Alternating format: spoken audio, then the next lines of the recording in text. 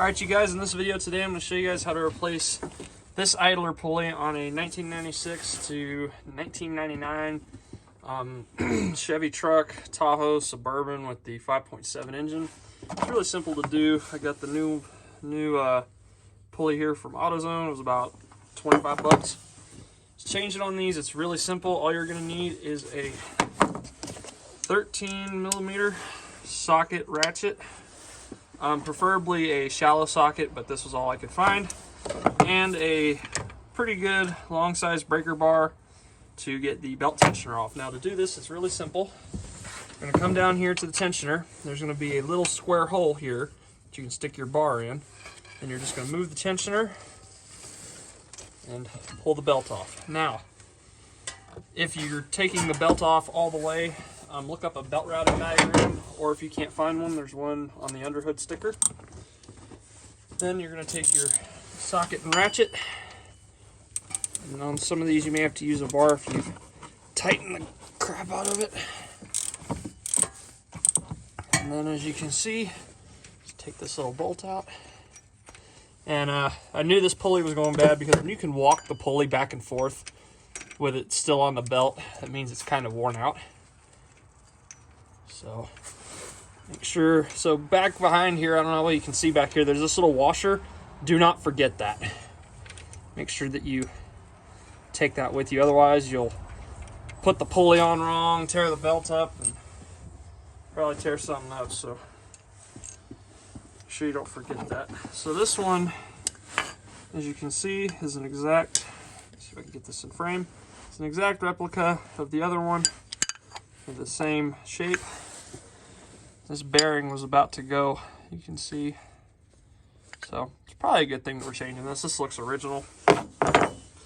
So when you put your new one in, you're going to want to put the washer in like this, where it faces like this, so that way this can clamp onto the back of the bracket back here. And I like to check the threads on the bolt, make sure the threads aren't pulled or anything, and these look okay. It looks usable. It's a Chevy, it'll run without a belt either way. Not for long, but it'll run without one. And then it's just as simple as lining it all up and putting it back in. Make sure also when you're putting this in, you don't get the belt caught in there, because otherwise it'll probably tear something up and destroy the belt.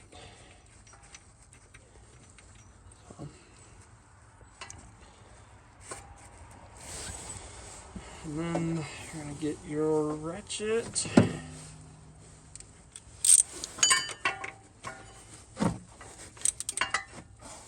You don't have to worry about the pulley spinning either when you tighten it, because this has a little catch mechanism in it that'll hold it and keep it from spinning.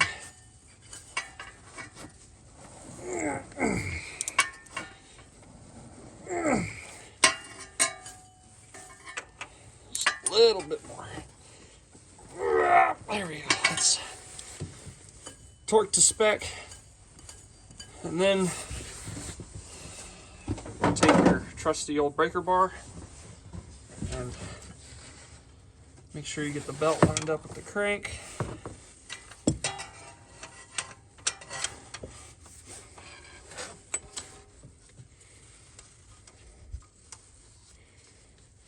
And put the belt back.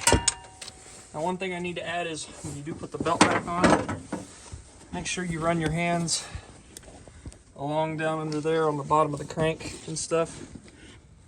Like just run it down under here to make sure the belt's all the way on, otherwise it'll chuck the belt. And make sure you've got the belt lined up with the pulley, which this one isn't, so go back and set the camera up, and we'll move it back a hair.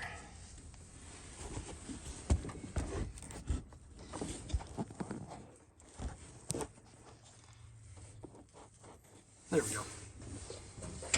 And then just going to move it back just a hair, so that way the belt is all the way on the pulley, so that way it doesn't chuck the belt or something like that. So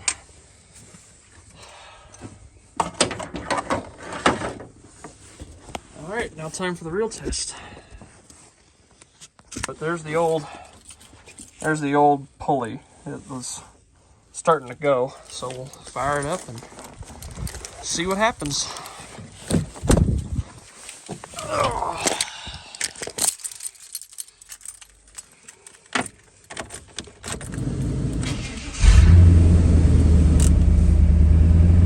There you go. There you have it, running smooth and quiet. You can see the new pulley right there. As you can see, it's slowly wearing a pattern into the paint, so that means you got it lined up straight. And yeah, she runs good now. Y'all make sure to like, comment, subscribe, and stay tuned for more. Later.